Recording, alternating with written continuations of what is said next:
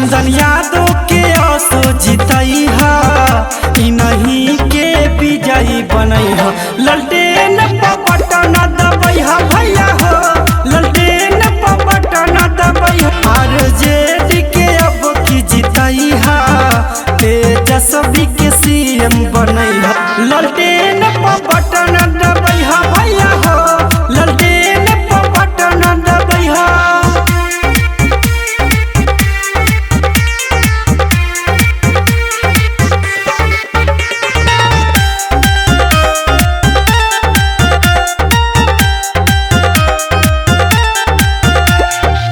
रोजी रोजगार मिली होई विकास हो, सबके बायस हो भई के आस हो।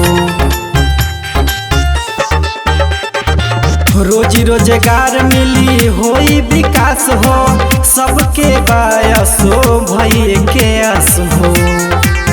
चंदन यादव के आस जितई हा, इन्हीं